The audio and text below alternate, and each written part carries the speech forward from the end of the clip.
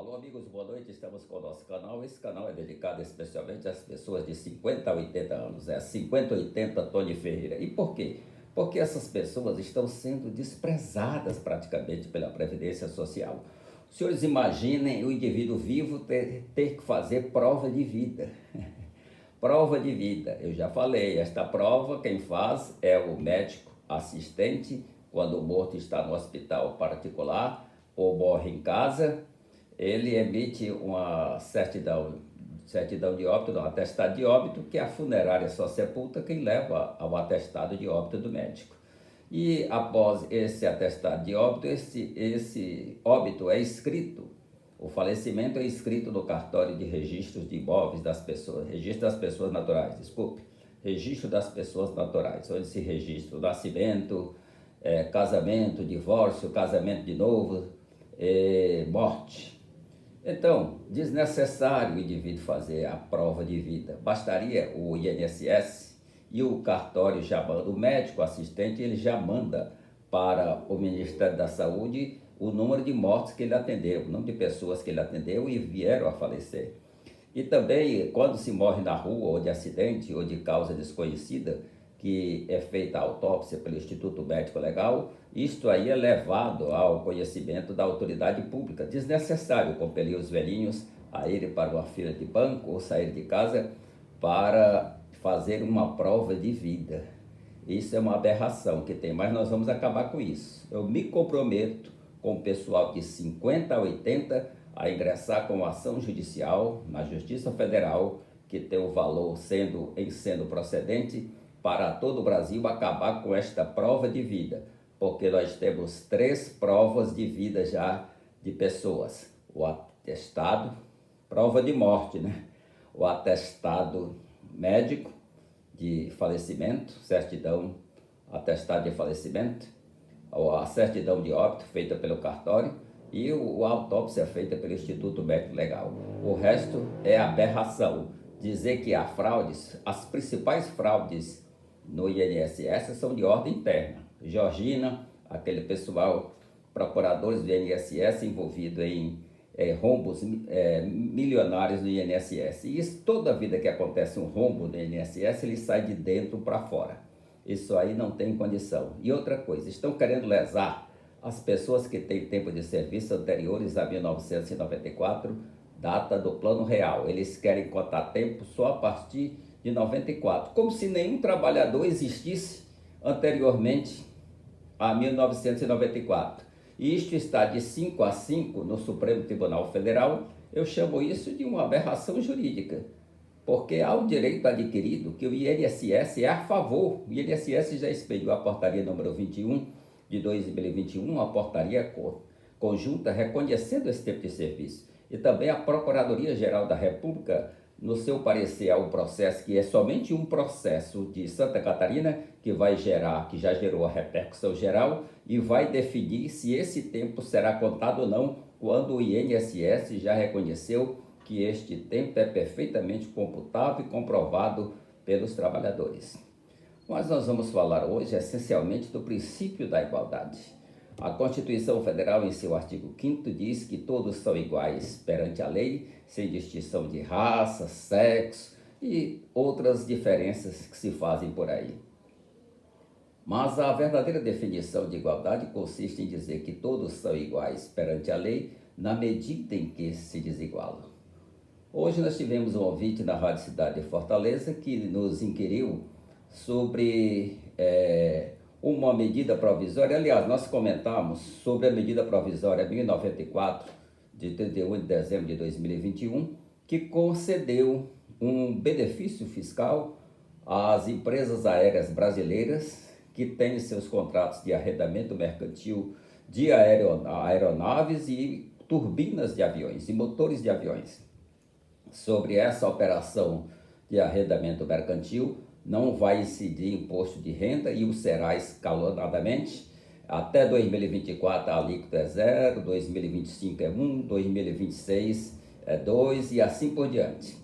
Para baratear o custo das empresas, porque é impressionante o custo de uma empresa aérea. As empresas aéreas hoje elas adotam o sistema de arrendamento e não são mais proprietárias de suas aeronaves, são arrendadas.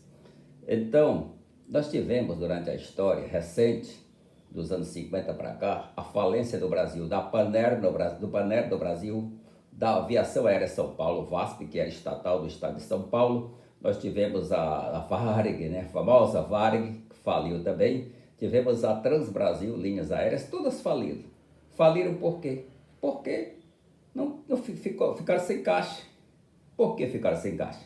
Tributos, sobre a passagem aérea caríssima, a mais cara do mundo, que ainda hoje é cara demais, e não tínhamos esse olhar do governo no sentido de tirar um pouco dos impostos. Mas, na verdade, isso favorece as camadas mais favoráveis, porque menos favorecidas, porque isso vai baixar, de certo modo, ou manter no atual status o preço da passagem aérea. Nós temos aí, e é bom acrescentar, que as passagens aéreas no Brasil, elas são programadas. Você se comprar 3 meses antes é um preço, 2 meses é outro, 1 mês antes da viagem é outro, e no dia da viagem ela é uma milionária, o preço milionário. Nós temos que verificar o seguinte, que em recebendo essas isenções, as empresas aéreas promovam também facilidades e conforto para os passageiros, porque eu não sou gordinho, fortezinho, mas uma pessoa de 1,70 m já vai ter dificuldades no avião, qualquer dessas companhias, com raríssimas exceções. E não há também uma classe executiva, onde se possa pagar 20% a mais e ter um certo conforto, porque empresas têm seus diretores, tem pessoas que eu já vi, pessoas obesas, no avião, não sei como aquela pessoa viajou, sinceramente. Então já foi melhor, mas muito caro. Eu viajei mesmo de primeira classe de Belém a Fortaleza, paguei apenas 20% a mais na Varig, mas um avião dividido em 3 compartimentos, era o gigante de 250 passageiros, era o Boeing 767, que hoje ele faz só internacional. Eles alegam que o preço do combustível onera muito a operação da aeronave. E eles usam o Boeing 787 e o Airbus 320 no Brasil, que tem uma economia muito grande de combustível. Mas é essencial que se dê esse benefício sobre imposto de renda para as empresas aéreas. E daí nós vamos reivindicar que para você que tem 50 a 80 anos, em caso de viagens para tratamento médico, tenha 50% a menos do preço da passagem. E as pessoas maiores de 70 anos, provando que tem renda até 5 salários mínimos, obtém uma passagem também pela metade do preço. Porque não adianta. O velhinho rico tem até jatinho, né, que são raros, um entre milhões. Mas há pessoas que têm um poder aquisitivo, juízes aposentados, aposentadoria aí de 35, 40, 50, 60, 70 mil, como eu já vi aqui na folha de dezembro do TRT, Tribunal Regional do Trabalho. Mas isso decorre do acúmulo da lei, porque a lei do Brasil ela é exatamente dirigida a uma coletividade. A lei no Brasil parece que é sob encomenda.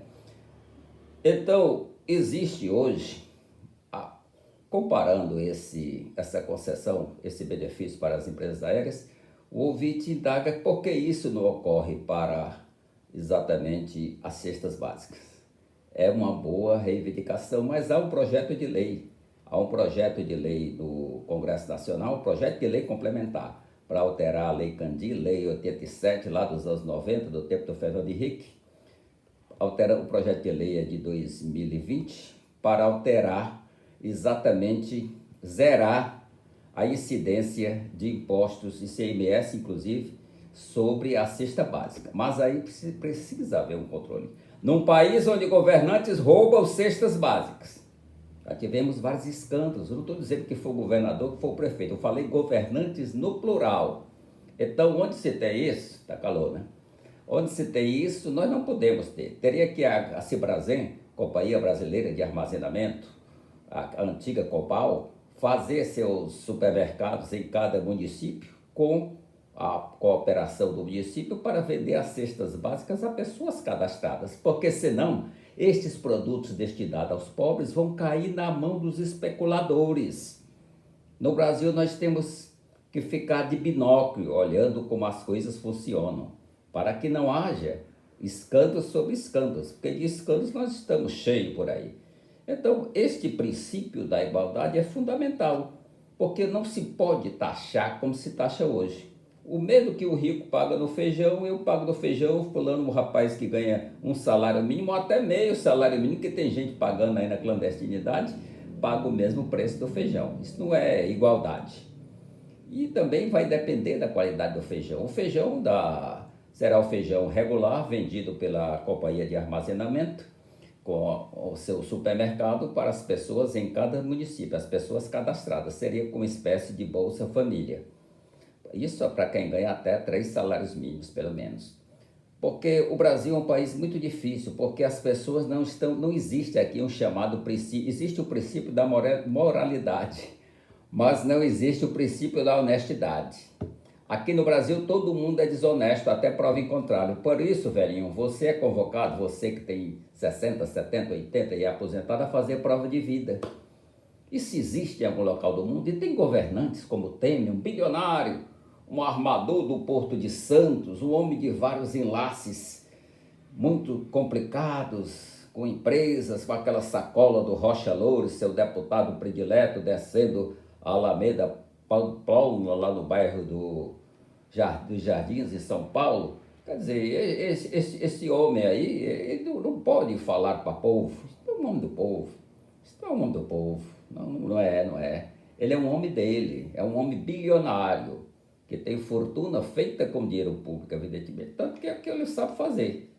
É pegar carona, ser candidato, tirar a Dilma para ser presidente da República. A Dilma era absolutamente incompetente para ser presidente, como Bolsonaro é. Eles estão em empate. Empate.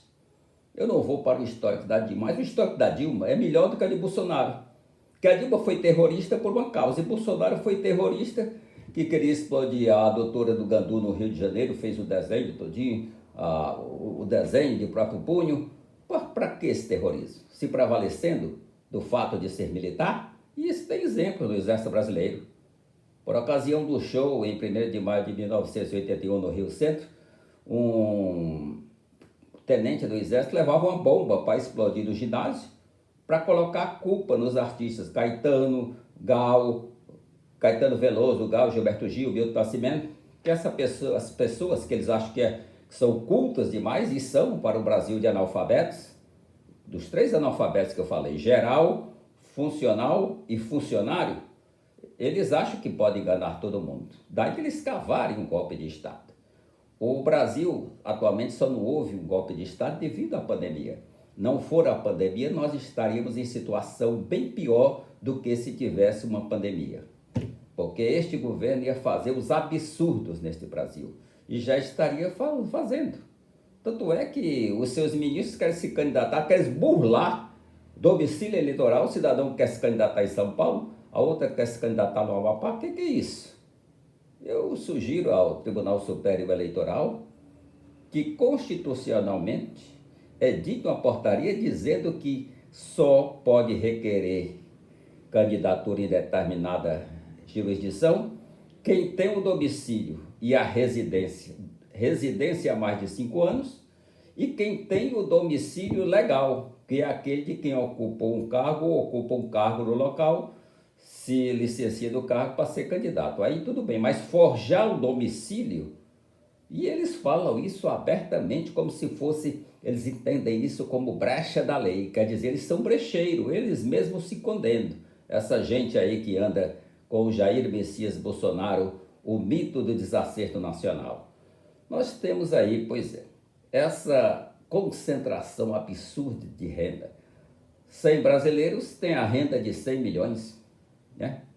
Legal isso, né? Não é que eu seja a favor de toma daqui, toma dali. É tratar desigualmente os desiguais para haver igualdade. Nós temos carro popular, nós pagamos IPVA. O cara que tem um jatinho não paga um tributo sobre a propriedade do jatinho. Nem do navio que eu digo é do iate, da lancha de 2 milhões de reais, não paga IPVA sobre aquilo. Um imposto sobre aquilo, sobre a propriedade. Quer dizer, isso quer dizer que rico é para ser rico e pobre é para ser pobre? Eu acho que não é por aí. A Constituição Federal precisa ser mais bem interpretada para que o princípio da igualdade seja levado a todos os brasileiros. Olha, é difícil estabelecer esse negócio da isenção das cestas básicas. Aliás, esse projeto não é de interesse do governo. Foi um deputado do Cidadania que ingressou com esse projeto de lei complementar, repito, alterando a Lei Candir, Lei Complementar 87, me parece que é de 91, e esse projeto não mandou.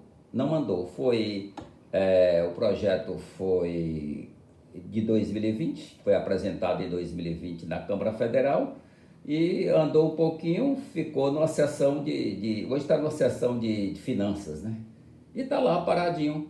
Por quê? Porque o governo não tem interesse e o pobre, o que consome a cesta básica, ele não tem lobby. Enquanto as empresas aéreas que merecidamente ganharam a isenção até 2026, elas têm o lobby delas. E é muito difícil, um avião custa milhões de dólares. E aí temos aí, é um transporte essencial, é essencial, numa emergência, transporte para pessoas que não devem se deslocar, não podem se deslocar pela saúde ou por outro motivo, ou para os que têm dinheiro também, e também a insegurança que oferece viajar de ônibus no Brasil, de ônibus e a navegação fluvial somente nos rios da Amazônia. A navegação marítima é muito rara no Brasil, entre cidades, entre capitais. Mas, meus amigos, é isso. A igualdade não é ser todo mundo igual. Isso aí seria um comunismo.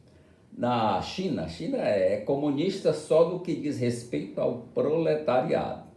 Quem está ali na massa de trabalhador, ganhando uma merreca para produzir o que seria produzido no Brasil, e o Brasil compra de lá, tudo, everything, como diz o inglês, everything. Então, tudo se compra de lá, porque os nossos empresários preferem comprar lá a enfrentarem a carga tributária, porque o governo é sócio, o governo federal e estadual são sócios de qualquer empreendimento, até das microempresas, por seus tributos pesados sobre a atividade industrial.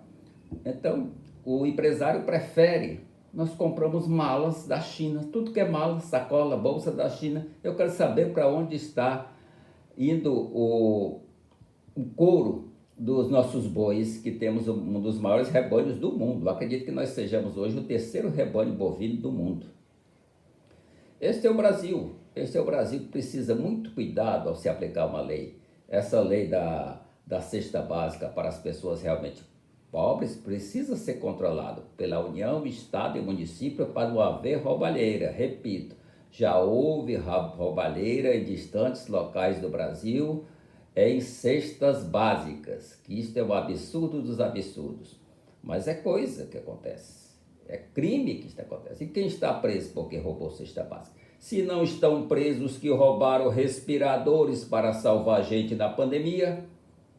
E vários juristas de há tempo, eles dizem em seus livros que no Brasil a lei foi feita, isso é coisa antiga, para pretos, pobres e putas.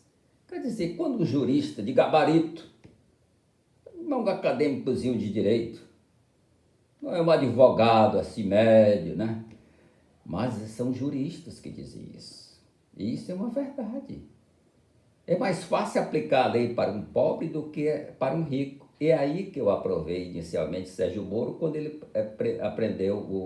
quando ele mandou prender o cidadão lá, bem fundamentado, aliás, da Odebrecht, o Marcelo Odebrecht, porque um homem daquele jamais seria preso no Brasil.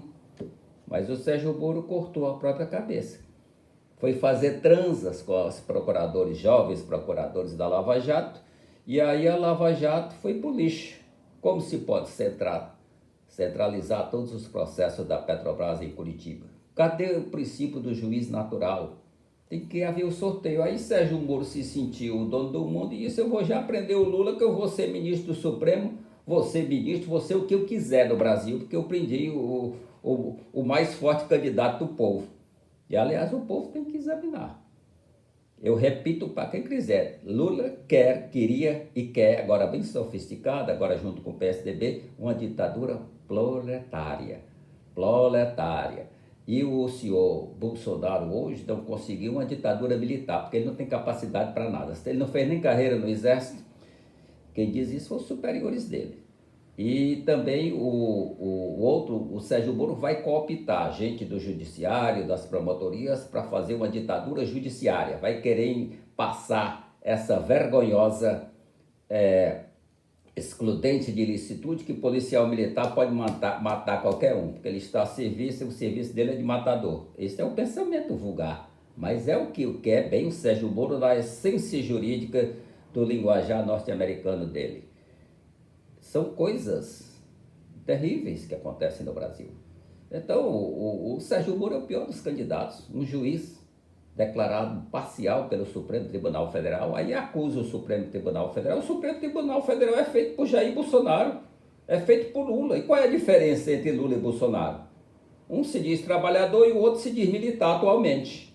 Porque ele foi expulso do Exército por uma decisão estúpida, esdrúxula, excepcionalíssima, onde houve empate, repito isso, entre 4 perícias, 2 e 2, né?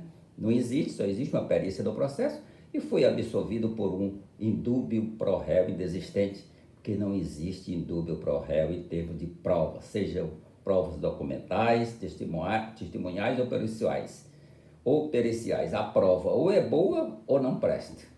Então, meus amigos, a igualdade precisa ter muito cuidado ao ser aplicada pelo presidente da República, pelos poderes da República, os 3 poderes que somente são 3, executivo, legislativo e judiciário. Ao contrário do que os ignorantes, porque ignoram porque são ideólogos do fascismo, as Forças Armadas não são poderes da República, nem aqui nem nos Estados Unidos da América, cujo direito constitucional nós seguimos fielmente, nós copiamos. Então não é por aí. Nós vamos ficar por aqui. Nesta semana nós vamos ter mais um áudio desse, um vídeo para os senhores sobre o nosso 5080. Dá uma clicada aí em inscrever-se, inscreva-se no canal, faça as suas perguntinhas que nós respondemos sobre qualquer assunto jurídico nesses 50 anos de direito que nós temos, e a justiça é muito mal distribuída no Brasil. Boa noite.